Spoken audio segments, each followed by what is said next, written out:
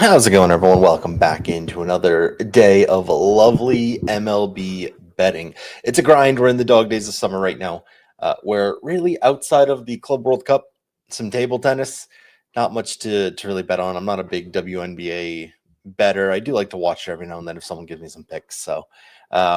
Besides that, it's mostly MLBs throughout the day. We are in Dinger Tuesday. I still can't believe we uh, no longer have the GOAT Dinger Tuesday promo. However, we got some nice games today, and there's some really good matchups overall, and some really bad pitchers overall in the lineup today, or overall playing today. Couple guys that I'll talk through. I already posted my parlay of the day, and you guys can kind of take a look at that. The parlay is Seth Lugo 6Ks, Logan Gilbert 7Ks, and then the three hitters are Juan Soto, Pete Crow Armstrong, and Vladimir Guerrero. We'll talk through why I like them so much and kind of really quick overview of why I like them. Logan Gilbert, first and foremost, he's been automatic this year. He's been great for K's across his last 20 starts dating back to last year. He's been really, really consistent getting 7. The Yankees rank in the top 10 for strikeouts over the last 15 days on the season and in the last 30. I think Logan Gilbert's in a really nice spot. Lines coming down because of the weather. It seems like if we do get weather, it'll happen before the game, seeing as there'll be a kind of delay, not really worrying too much about the possible postpone or kind of delay aspect for Logan Gilbert. As for Seth Lugo, same one. Started the year really, really badly. He wasn't looking very good. However, his last 5 starts, he seems to have figured it out, and some really tough matchups too. Seattle doesn't strike out much this year. San Diego, we know, doesn't strike out much this year. Good matchups against Los Angeles, who are middle of the pack, and Texas, who I believe are middle of the pack, kind of going down towards the bottom. These are some tough matchups to get strikeouts against. Pittsburgh, bottom 5 in the last 15, bottom 6 in the last 30, bottom 10 in the last 25. This is about as good of a matchup as possible, in my opinion, for Seth Lugo. I like him a lot today. Bought him down to 6. I think it's a good line. I think it's a good price as well. All in all, I like Seth Lugo there. Going over some of the game sims, looking at Ballpark Pal, some of the games that I like the most. The Mets are the highest projected run total team today against Brandon Young, who's really, really struggled this year. I think he's got over a 7 ERA. We'll talk about that very shortly. Besides the Mets, I also do really like maybe the Giants, who, by all kind of accounts, they don't have a great number here, but Taijuan Walker starting, and I do not think he's very good. And also, I think in terms of overall matchups, I think this is the most fun one for both teams. Both Didier Fuentes and Jeffrey Springs have struggled this year. They have high ERAs. Let me actually pull up Baseball Savant so we can take a look at all these pitchers today. We'll start with Brandon Young. Prospect, he has a 7 ERA. He's getting unlucky. He's not that bad. However, 7 ERA, expected 5 ERA. He's not pitching very well. I think also most of these, it means it's not qualified. He's only had 3 starts, has not looked in those good in those 3 starts. Let's look at Didier Fuentes. He probably doesn't have enough starts regardless either. His expected ERA is worse. Look, I know he has a 9 ERA in 3 games. He hasn't pitched too many innings, but when he does, he gets shelled. That's a very tough ballpark to go into. Oakland, well, not Oakland. Athletics, which is in Sacramento, that's as tough as a ballpark as you can get. There's a lot of guys that I like in that situation. His other side of the matchup, Jeffrey Springs, he's doing right about what he's expected to do. He's a good pitcher, not a bad pitcher. He's good, not great. Doesn't have overpowering stuff. I think the Braves have struggled against lefties, so it could be a decent matchup. But I do like the addition back of Jurickson Profar. Profar's batting over 570, if I remember correctly, against left-handed pitching. I think that's a relatively good matchup here. And then the final one, which is kind of like a out there, is Brayon Bello. And I did this earlier to kind of look at his overall numbers. He's underperforming or outperforming his expected ERA. His expected ERA is much lower than his actual ERA. And we get into plate IQ, we'll kind of see it really quickly. This Colorado side of guys love his pitch mix. He throws almost 70% fastballs. When you're looking at a sinker, the 1, 2, 3, and the 5, love that pitch. Look at the cutter, the 1 through 6, minus Tiaro Estrada, love that pitch. You look at the 4 seam, it's again the 1 through 6, minus Taglia. They kind of match up really well against these fastballs. Changeups where it changes a little bit, but even then, it's 4 out of the 6 batters that like the changeup. They just see his pitch mix well. I know Colorado strikes out a lot, but could be a decent game for their offense where if Bello kind of underperforms his expected ERA for once. I think that's a decent sneaky spot to look at for the Colorado offense today. We'll go through player by player.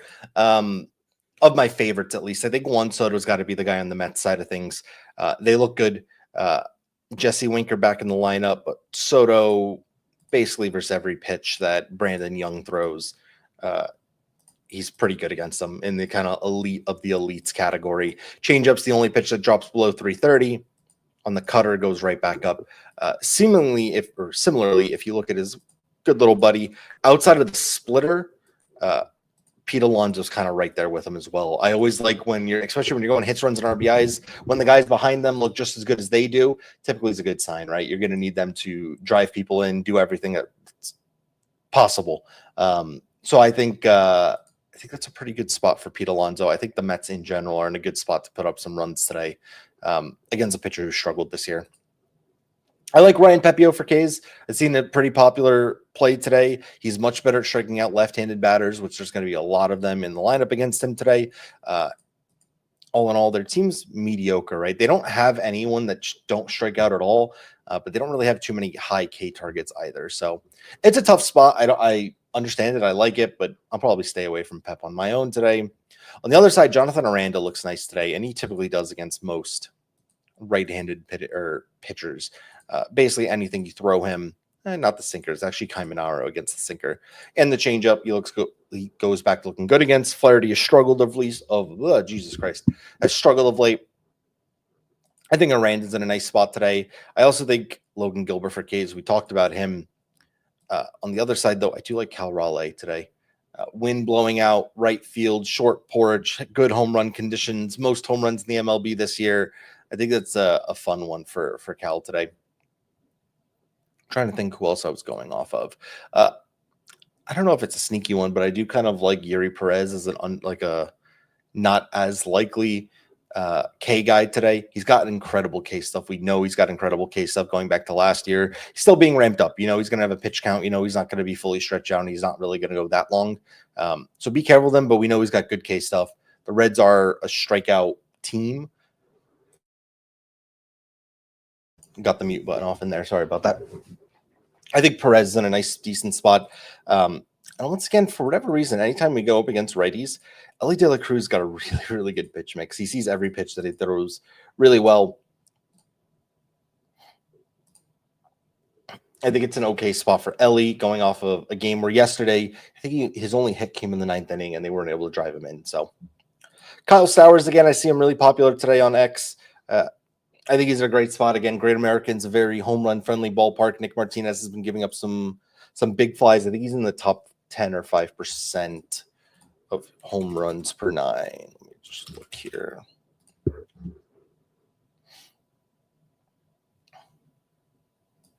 No, he's actually hasn't. I forgot where I saw the home runs per 9. I saw he was in the top 10%. So I think he's in an okay spot potentially to fade. I think that lineup mostly of the Marlins, it's going to be either Jesus Sanchez or Kyle Stowers. We got to grab one of them, right? I think they're in a nice spot today for hits, runs, and RBIs. I think overall they're in a really good spot. I already posted earlier today about Mickey Moniak. I really like his spot. He's hitting 5 of 6 games. I think he's a great solo bet. Dude, it's jumped up to minus 120. I think I got him at minus 105, right around there. I think he's in a great spot. We talked about how he sees the pitch mix really well of Bram Bello. We also talked about how I think Bello's kind of overperforming what his pitch, what he should be doing right now. I think Mickey Moniak's been crushing the ball. His exit logs look great. His game logs look great in terms of hitting his line. And in general, Bello struggles against left-handed bats. I believe, if I remember correctly, he's given up a 230. No, we'll see it on the other side. Pequeno and toggle is fine. He's given up a 249 batting average against righties, but it goes up to nearly 300 against lefties. I like Moniak in that spot again to kind of stay hot as the hot bat over there. A couple other guys that look really good, a little, I guess, smaller names. We'll get to the smaller name shortly. Vladimir Guerrero today looks fantastic. I think he's got a great, insane head-to-head history against Aaron Savale. You just look at his exit logs when he's faced off against him. What is that? 1, 2, 3, 4, 5 of his last 7 pitches that he's seen against him. He's hit real hard. One of them being a home run. He typically gets really strong exit logs out of him. Saval just hasn't been great this year, giving up a 284 batting average against righties. 270 is pretty bad against both sides of the plate. He sees his pitch mix well as well. I think going right back to Vladdy, who has been really good this year, and then that entire lineup's just hot right now. I think taking any one of them isn't a bad spot. And as a sneakier one, I think at most people now understand he's not too sneaky, but Addison Barger has been awesome today or this year. Kind of like one of those sneaky, smaller name guys that not everyone bets on, but I really, really like him in this lineup, and he's got a little bit of pop. He hit a nice home run yesterday as well. Going over here, Byron Buxton's in a great spot. Buxton crushes left-handed pitching. Most of this Minnesota Twins top 5 of the lineup love left-handed pitching. You're looking at Buxton. Can't really count a splitters because no one's really seen it. Buxton looks good. Jeffers looks good. I think Royce Lewis as well typically looks good against the lefties. We'll see how Shota does. He's still coming back from injury. I think it's only his second or third start back. I don't know if he's fully kind of stretched out at this point. Chicago side, there's one guy that really caught my eye. So you're looking at I usually look at the top guys, right? The obvious ones, Pete Crow Armstrong. You look at him, he sees every pitch really, really well. Kyle Tucker sees every pitch but the curveball well, so that kind of eliminated him. There's another guy down here, Michael Busch, who's hitting really good against right-handed pitching this year. He is seeing every pitch that Simeon Wood Richardson throws. He's, if I remember correctly, I think he might have the best batting average in the last 10 days against right-handed pitching. I saw that somewhere on Twitter. I don't want to just say it for the sake of saying it. Yeah, batting .319 against righties overall in the season. Struggles more against left-handed pitching, and Woods Richardson gives up a significantly worse batting average against lefties than he does against righties. This hasn't been working recently, if I remember correctly. Yeah, it hasn't really been working. So, all in all, I think Michael Busch is in a nice spot today. It's another one that you can get at a pretty good price, right? I saw minus 25 around. I bet you could even buy him down on profits. Take a look here. Where's Matt Bush? Michael Busch. I don't know why I said Matt Bush. Minus 138, so he's gone up since this morning. He was around that minus 120 range. He's kind of gone up late. The last match was at 120, so they must have bought up the rest of the liquidity there. I think he's a good spot. I think most of this lineup's in a good spot. Most of the guys like PCA, Tucker have kind of gone up to 2.5 hits, runs, and RBIs range. So that's a decent one. A couple other ones to give you guys. I really like, let's go over here, Jurickson Profar. It's a very, very small sample size, so be careful with it, right? There's no huge amount. He's got 7 plate appearances with a 681 weighted on base, which is insane. In general, I believe he has a 571 batting average against left-handed pitching. Again, insane. When he sees the pitches, really good against the four-seam, good against the changeup, good against the slider, hasn't seen a cutter. You go to the sweeper, hasn't seen it. If you go to this and last year, love the sweeper from lefties in the last 2 seasons. Loves the cutters, loves the sliders, change-ups, and four-seam fastballs.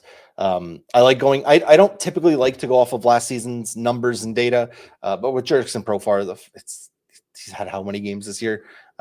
He's just back from his PED suspension. He's been really struggling against righties and really, really good against lefties this year. Get him at a really nice price if he's in the lineup. He's not even showing up here. Let me pull him up. Should be able to see his splits here. Versus lefties, 571. Versus righties, 172. Again, very small sample size. It's a bit of a risk. But what's really aiding me into wanting to play this right now with him is just the fact that you're in Sutter Health Park. I think that's the most hitter-friendly park in all of baseball right now. Not only does it have tiny, tiny conditions, on top of that, it's hot as hell out there. And they typically get wind blowing out as well. So it's like the trifecta of good stuff combining together to give you really, really nice home run conditions. So for me, I think that's about the best spots that I like. I think the trio of Bush, Moniak, Profar, you could all get solo bets on ProfitX. And why did my mic just do that? I don't know if you guys hear me louder or not. It just like went up and then cut back out. It's gonna be something wrong with my wire. I think all 3 of those are good solo looking bets. You can get those all within like that minus 125 to minus 140 range. I think Moniak's a little bit lower. At least he was earlier today. He might have jumped up since then. Besides that, on the sides, I like going in the over again in the Mets game. I like going in the over again in the Rockies-Red Sox game. I think, again, Bello versus Freeland might be slightly better than Gomber and Mr. Richard Fitz, but not so much better. I also like the over in the Braves-Athletics game. I think both Didier Fuentes and Jeffrey Springs have been pretty bad. Again, we talk about the ballpark. I think that ballpark just kind of gives you runs, whatever you look at. So, again, another one I think is pretty good. Probably my two favorites there. If you like one team to win today, I really like the value on the Giants with Taijuan Walker starting and Robbie Ray on the other side. I think that's an insane value. If you're looking at the starters, I think Robbie Ray's been really, really good. That Phillies team's been struggling at the plate for the most part. I don't think Taijuan Walker is a very good pitcher. I think he's one of those guys similar to like a Antonio Senzatella, who are pretty bad. His ERA actually this year hasn't been that bad, but I don't think of him to be much of a very good pitcher. So if I had to pick one money line, it'd probably be the San Francisco Giants later today. As for the dingers, for me, I think Cal Raleigh is my favorite of the day. If you're not looking at Cal Raleigh, a couple other guys on the most likely list. I really like Cal Raleigh. I really like Juan Soto against Brandon Young. And I also, it was another one I really liked. It was Austin Riley against Jeffrey Springs. I think those are kind of my three favorites if you need someone for a home run. They're in the home run lotto that I posted this morning regardless. Who was the fourth? I posted another one. There was a fourth. Kyle Stowers. So going back to Kyle Stowers, I know we kind of burned the community yesterday. I think that's another really good spot. So if you need my four favorites for dingers, it would be those four as well. Cool. If you guys are not already on ProfitX, make sure you guys go check it out. Available in 42 plus states. Use code Cheddar to sign up. Like I said, available nearly everywhere.